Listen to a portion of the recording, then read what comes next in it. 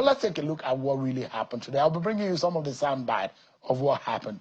One of those people who were turned back and furious, and he was apparently very angry when that happened at the Wadata Plaza, is a member of the board of trustees of the party, Chief Bode George, who is virtually joining us tonight on the program. Chief George, thanks so much indeed for joining us tonight. Yeah, Sean, always my pleasure. Were you surprised that you were turned back at Wadata Plaza today? It was disgraceful. This is the home, like you are going back to your home, and suddenly you were surrounded by police, and I thought, what on the globe was happening? I asked the policemen there. They didn't, they were not rough. They were quite civil. And I asked, did you have a court order or what on the globe is happening? They just said, sir, we are on orders. Okay, so I went into the building, went upstairs, and met some of the staff that were working there. And then I left for the meeting now rescheduled at the Yaradua Center. Because, you know, the Board of Trustees is the custodian of the assets and the liabilities of the party. It is the upper chamber of our party. It is the conscience of the party. If we were going to hold a meeting, who, without any court order or anything that we have had some infringement or whatever, you know, I flew in from Lagos, others came from their various, you know, local governments all over the country. And I was so furious that what is going on? Who is the order from the above? You know, that's what we kept asking until we now got to the NEC meeting. And I'm sure that will never, ever, ever again, because it has never happened. You know, we then concluded that this was part of the crisis we've been going through. And these experiences that we are having are a load of lessons for the party members. Never did I ever believe or remember that all the time I spent as a working committee member, did we ever have this show of shame? But in the final analysis, in the end, you know, we, like one family, we came together. The mistake, the guy who made the mistake apologized, said he didn't know that was going to be a board of trustee meeting, and he was just trying to safeguard the place because of the meeting that was going to come up later on in the day. What can we do? They have apologized. We saw the shenanigans. We saw the filth, the impact it has on the minds of the people. But let me reassure Nigerians, the electorate, that there's no organization anywhere in the world you will not have crisis. If you have disagreements, the most sensible thing to do is get back to your family, lock the doors, tell yourself some serious home truths, debate, discuss. You will shout sometimes you will laugh, but in the end, you must come out united. And that's what we have achieved today. And that is a measure of the competence of the members of the party. You know, so yeah, we started pretty rough, but in the end, we were able to meet, to come together, to resolve these differences, and never again are we going to ever allow ourselves to be dragged by partisanship or by misinformation. And that's why when the chairman was talking, he asked the press, please stop de-informing the public about our party. You remember that was what he said.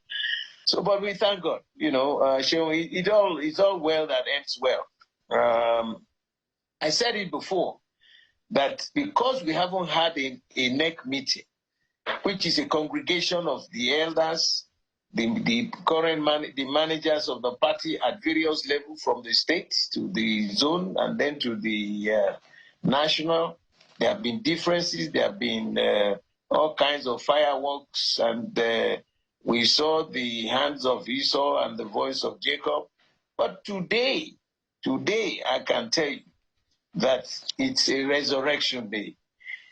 You know, today is the 30th of June, 2025. That's the end of the first half of the year.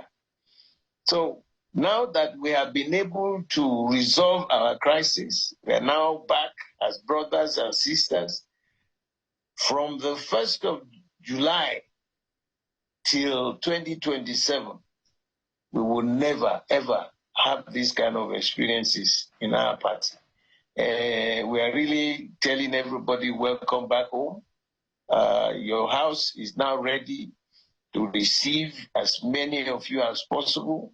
All the levels of discussion, all the levels of arbitration are now reestablished. And those who have been so viciously angry are now told to Kadan, like they say in Hausa land. Yeah. Wayo in Igbo, and Tejeje in Yoruba land. Let's get a sense. So happy. Yeah. Let's get a sense of what really happened today. Because on one hand, there was a conversation, and the national chairman, the acting national chairman, has announced that today there won't be a NEC meeting. But on one hand, in Enugu yesterday, Governor Umba, Governor Makinde all insisted that there will be a NEC meeting. It threw members of the public into confusion as to the state of the party. No. So there are those who will say, is really a NEC meeting or just a meeting of leaders of the party today? You must be kidding. It was covered by your voice. A NEC meeting is a congregation. That is, first of all, the next powerful organ to the convention. And after every convention, the last statement made that will be made by the convening authority will be all decisions from now until the next election would be handled by NEC, and is the most powerful after convention. Yes, we had disagreements before going into this meeting, but like I said, we were able to close the doors, to hold meetings, to tell ourselves some serious home truths, to accept, reject. Eventually, we came to a reasonable conclusion, and that from now on, they had sometimes, you know, you have to plead with some people, sometimes you have to rebuke some people, but that's all within the family household. But now we finally left with a big smile on our faces and a commitment that we have learned our lessons, and never again with this Iroko political party of this country get into that doldrum. So give us an understanding, because the meeting that you held today, if you look at what INEC told the leaders of the party as to who is legitimately authorized, who has the authority to inform INEC of this kind of meeting. This meeting was not signed up by Samuel Ayan, who INEC, as invariably says, is the recognized scribe of the party. So, and that those who will say this meeting still lacks the legitimacy. No. You see, this if you know, once you are as a member of a family, if you have disagreements, you meet, resolve your disagreements. But on one side, I remember that the national chairman, the acting national chairman, said it was going to be a caucus meeting. All right? Now, at every NEC meeting, you normally will have the caucus meeting, who are senior members of the party, followed by the board of trustees of the party. and then the next meeting. But he was saying that because of the meeting they had, they didn't have the appropriate man to sign the letter and all these stories. But we reminded him that the last meeting we had, the 99th NEC meeting, we adjourned till the 20th, the 30th of June. So it's a continuation of that same meeting. You don't keep sending letters of approval or no approval, a notification or no. It was a continuation. In fact, the minutes were not read today because next one that we will have, we will come up with the exact information. How did the party, or how did the NEC today, as you put it, agree on Samuel Anyanwu? Because from yesterday to today, Mr. Mba and Governor Makinde are saying that Ude Okoye still remains the choice of the Southeast Caucus as National Secretary of the party. Those interests and those concerned, were they heard? And were they just jettisoned? Or how did you agree at that meeting that Samuel Anyanwu should be fully reinstated? Of course. You know, sometimes you win some, sometimes you lose some. For the interest of the party. Because this party, being a political party, is expected to be able to convince the electorate of the competence of the managers of the party, that if we have any crisis, we will be very competent to handle such crisis. And that because of the pool of educated, learned, robust managers that we have in the party, that gives us the opportunity to manage ourselves. And like I said, you get into the room, everybody, will be allowed to hear his views. We will listen to A, listen to B. We will be able to manage where you need to give concession, you give concession, because no individual owns our party. It's a collective responsibility. It is not a mini-money. No, all of us own the party. If you are there, you are just a manager appointed to manage the resources of the party and ensure justice, fairness, and equity. So when people were, you cannot remain completely on one side and refuse to lean into the other group. If you want to have a real a political party, a genuine political party, a substantial political party, a respectable political party, you must be able to, sometimes you give in, sometimes we match the two, we rub them together, and whatever the outcome, you lose some, you win some, and that is the essence of life. It's not a matter of you perpetually that you own it. Now, the discussion yesterday was tabled extensively today, and that look, the public posture, the public existence of this PDP is far more important than private enterprises, private interest and all that. Nobody's private interest. But Chief Judge, the corporate interest Chief of Judge, the party. if I may jump in quickly, the back and forth has been going on for several months. And, one step forward, it does look like 20 steps backward for your party. In fact, my guest yesterday on the program said to me, he said the PDP is in a state of quagmire and that the party is suffering from multiple organ damage and the party is in an ICU situation. The party is dead to 2027 possibility of elections. Are you worried that your party might not be fully ready to compete in 2027? You must be kidding. I don't know who you spoke with yesterday, but whoever it is, must be in a dreamland. Look, I was part of the first elected member of the managers of this party. The founding fathers handed over to us the procedure, the leanings, the do's and don'ts of the party. And as years go by, some people who came later as managers started manipulating, and we kept warning, you cannot personalize the party. It is not your property. No individual owns this party. If, like he was telling you yesterday, that must be something at the back of his head, let him go and join the APC.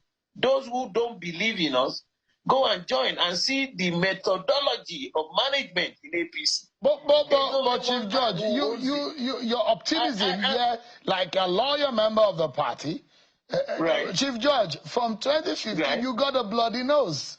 And your party has not been able to heal itself from that bloody nose. 2015, 2019, 2023, you have lost election back to back, and you are losing members. You lost 2 governors to the APC, and there are members of your party, leaders of your party, that are joining the opposition coalition, and those who think that the way and manner your party is running, it looks like it is dead. How are you going to wake it up? No way. Those are dreamers. I am telling you, they are first-class dreamers. The party they are going to, in terms of political management, in terms of ownership, in terms of camaraderie, they don't have what we have. Why do I keep calling our party the ROCO, Political Party of Nigeria? Because the taproot is so deep-rooted. I told your colleagues, I said this severally, that you know why it has taken this long? It was because they didn't call the NEC meeting. Once the NEC meeting has been called, we were able to resolve our crisis today. And but Chief George, you do not see any problem with the ambition, because there are those who believe that ambition is what is killing your party. No. Personal ambition, selfish objectives is the one killing your party. And it does look like from 1998, you still think, Chief Judge, that you're still in the era of PDP of 1998 that won election in 99, in 2003, 2007, and 2011. Things are changing. Right. And the dynamics and the paradigm in your party looks unfavorable right now. You know, Sheon, I am a full throttle member, a leader, an elder of this party. You know, no matter how many clothing a young man has, you will never have as many rags as an old man. This is where we come in to say enough is enough.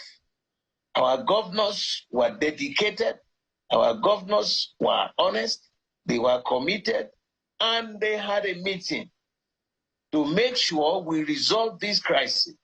Same with the members, the oldest, the old generation of the elders of the party, the board of trustee members, and all the other members of the working committee. It was a full meeting today. Those who think, oh, we haven't been able to do this, we noticed and we have recognized and realized that when people put their personal ambition on the floor, you will always lose. That lesson we have gotten. You can see these people who are still moving around now and thinking, oh, I want to go and form a coalition. I want to go and do this. Oh, I will make sure I vote for you, Mr. President. But I am still in PDP. How do you now accept that as a behavior expected of a full-fledged, committed, dedicated, loyal member of your house? How is that possible? These are the things we have learned. And when Papa Ekweme, co-sponsored the original members. He invited Chibola Ige from the Southwest. Chibola Ige and him are not politically correct to themselves. He called Papa Jim Mobodo. They are always at opposite sides. Papa Solomon La, Rimi in Kanu, Professor Aminu, late Professor Aminu, Papa Bamanga Tuko, Papa from Yobe. A lot of people with political differences, they were able to come together to say, listen, let's work together. This country has a particular Chief Judge. How can we resolve it? That's how the PDP came. Now Chief Judge. Others are now coming, thinking only about themselves. Oh, you want to be president. You will manipulate here. You will never again. As long as some of us are alive, we will remind those people who committed that. And you remember, this is not the first time a load of them shipped themselves out to join the opposition party. What happened to them? They traced their back. All right, Chief Judge, I must thank you, and I wish your party well. There are tough days ahead, and I hope that you'll be able to swim in the very troubled waters safely. Thank you so much, Chief Olabode Judge, member of the Board of Trustees of the People's Democratic Party. Let me tell you the prayers I had last night, because prayers are very, very powerful. Prayers are extremely powerful. I didn't know what today was going to be like. I promised Rufai and Ruben Abati last week that you wait until the 20th of June, 30th of June. You will see the outcome. Let me read to you. And today, you know, it's the last day of the first half year of 2025. We were able to resolve our crisis today. We have resurrected. We are going to move from the 1st of July on the path of justice with the fear of God in our minds to the El Dorado. Chief Judge, we need to leave it at that because we're totally out of time. But thank you so much indeed for your time tonight.